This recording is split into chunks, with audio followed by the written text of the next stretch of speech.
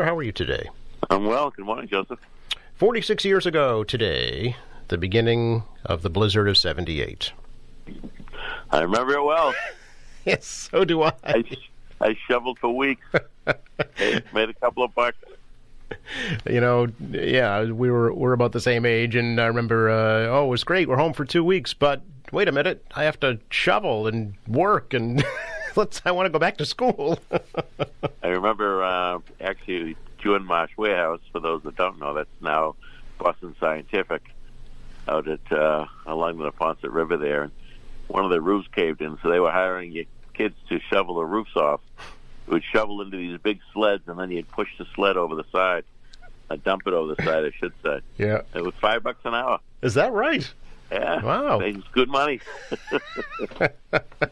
My parents didn't know. They would have shot me. Oh, there are a million stories, I'm sure, even to this day. Absolutely. But thankfully, nothing like that in our near future. Anyway, thankfully, it's been but you know something, Joey, that it did bring everybody together. Yes. It brought people together, the community together, like nothing I've ever seen. Yeah. Everybody looked out for each other, and it was a remarkable time. Really was. It's true. It's lost on today's generation, certainly. There's a picture in the Quincy Historical Society's Quincy Book of Days of Beale Street in Wollaston Center with had to be 100 people just walking up and down the middle of the street with their sleds and toboggans because there was no traffic, obviously. There was traffic ban. Going to get some milk and bread. Yeah. Yeah, absolutely.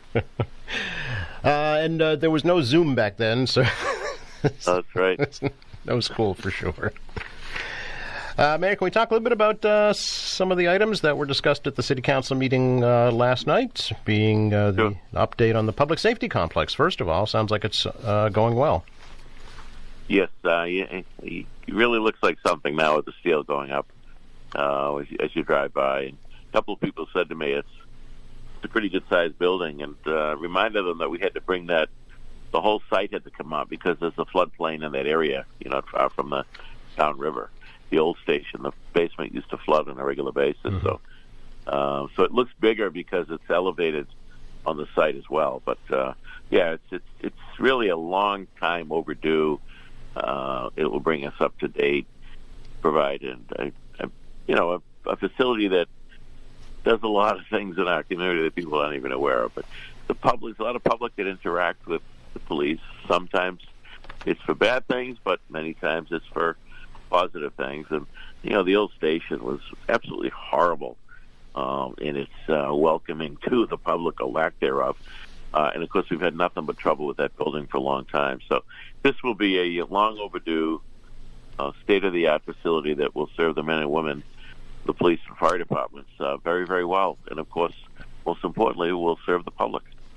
So according to the timeline last night, the completion is scheduled for October 2025. So will the existing station stay up until that time and then come down? That's correct. Okay. Yes, that's correct. Once the new station's completed, they'll move everything over. Well, not everything, but some things over, along with the men and women, to the new station, and then they'll take the old one down, and that corner will change drastically. It'll be greened up beautifully. It'll be a park in that corner. It'll be a nice offset to the cemetery side. And then the garage for the new public safety complex, so what's the status of that? Well, that will be finished as well. I mean, okay. It's a two-story garage, which allows us to park more efficiently on site. Today, if you drive by the station, even before the new station was going up, parking was at a premium as you meld right into the public works lot. With folks parking there that work at Public Works, and of course you had the fuel station in the middle of it all, so it was a little bit of a challenge to navigate through there. So this will be far more efficient and effective, and both police, fire, and Public Works getting in and out of that site. Certainly the fueling station, which serves the whole city, has been already complete off of Broad Street. That makes a big difference as well. Yep. So will the access to and from the new complex still be from C Street? Yes, for the public, essentially C Street. Mm-hmm. For those that work at the station, Broad Street. Mm-hmm. They still could come in C Street, but Broad Street will be the way. And Broad Street Street connects to Field Street. Yep. And then Field Street comes down to the intersection of Southern Artery and McGrath. So it allows for better, easier access in and out of the site as well. Yeah, kind of going behind Southern Artery instead of clogging that intersection there. Correct. Yeah. Yep. So, and as you mentioned, other things happen there for the community. There's the prescription take-back days that they have. There's the child seat safety installation that they provide as well. So it'll be easier for things like that as well. I think you'll see more things like that because they'll have the space to do it and the parking to do it, which would be tremendous for the public again. So, good stuff. And the plan is still for police department, fire department, administration, and emergency management? That's correct. Okay. Very good. Also last night, Mayor, Council voted 8 members in favor of the land disposition agreement for Fox Rock Properties to build a new medical center at the Ross parking garage site. Yes, I'm grateful to the Council for their vote. As you know, Joe, we've been talking about this for a couple of years now, so this was no surprise going in that any medical would have required a tax deal because that's the way it is in the marketplace. Medical generally doesn't pay taxes. They're both mostly nonprofit entities. Thereby, they are allowed to avail themselves of that non-tax status. So I appreciate the work of the Council. I appreciate the work of my team, Chief of Staff Chris Walker and the Planning Department and our Finance Department, our outside attorneys, assistants, and making sure we get it right. And so it's full steam ahead now. And it's been, as I've talked about quite a bit with you, Joe, even this last campaign, people still talk about the lack of medical services in Quincy. Now, we've had a number of urgent care facilities pop up, and they do very, very well.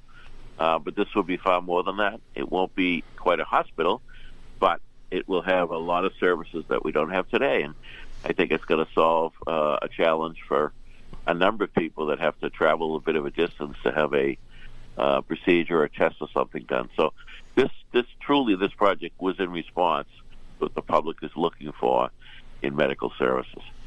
As you mentioned, the 40-year tax exemption was the one that, I guess, raised the most questions. What happens after 40 years, Mayor? Well, you and I won't be here to worry about it, Joe. This is true.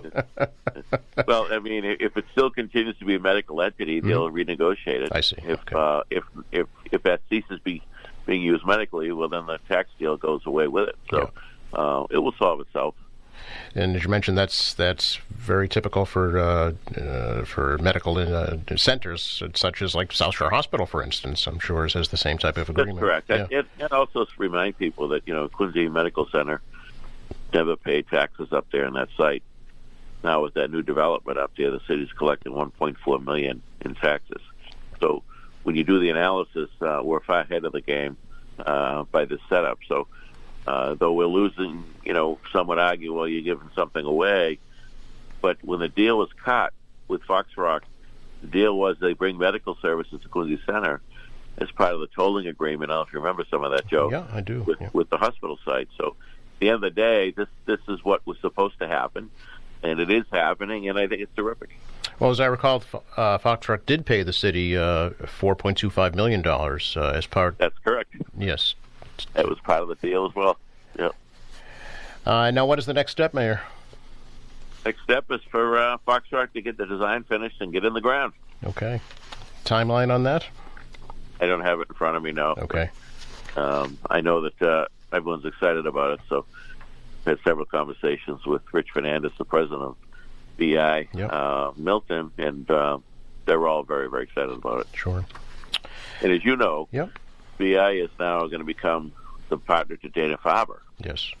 That changes the world a bit, too, medically. So what was a long-time Brigham Women partnership will now become BI. So my guess is that BI's presence will only grow in the downtown. Mayor, can you maybe provide an update on, I understand construction has started on the new Furnace Brook Golf Course clubhouse, and some questions raised about some of the tree takings for that project. Yeah, I'm not sure specifically what the tree question was, Joe, but I do know that the plan that we have adopted and are now implementing was discussed with the public in several meetings. The plan was changed because people raised the issue of of maybe too many trees were being cut down in that plan. So the plan was changed quite a bit. So there was to be some trees taken down that had to be, but there'll also be a number of new trees planted as well. So it is following what the plan was adopted after the community meeting. So there's no way to do all that work up there without losing some trees. It just was not possible. So, yeah, some of the residents have said to me that over 60 trees were taken. Was that part of the original plan? I'd have to check with Commissioner Murphy. Okay.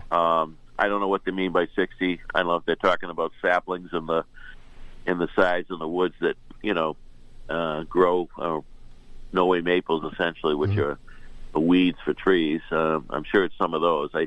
I doubt there's that many real trees up there that come down. But again, this was a plan that was adopted based on community input. We had a number of community meetings, as you remember, Joe, on this issue, and that was raised by the public, and we responded. The park division of the natural resources responded and changed the plan up. Originally, we were looking at a bigger parking lot to leave the neighborhood, and then the neighborhood said they didn't want as big a parking lot. Let's save some of the trees. So let's hope at the end of the day there's enough parking so that the neighborhood isn't affected by the parking, which was the goal originally. But at any rate, I'll check with Commissioner Murphy, but I know that we haven't changed the plan since we adopted the one that was agreed upon once we had those community meetings. Okay. Always good to talk to you, Mayor. Appreciate your time, and we're not looking at it. We had one sunny day, Joe. We're back to clouds again. It's coming back. It's coming back. It's not the blizzard of '78. Let's be thankful for that. Thank you, Joe. Thanks. You too. Bye-bye.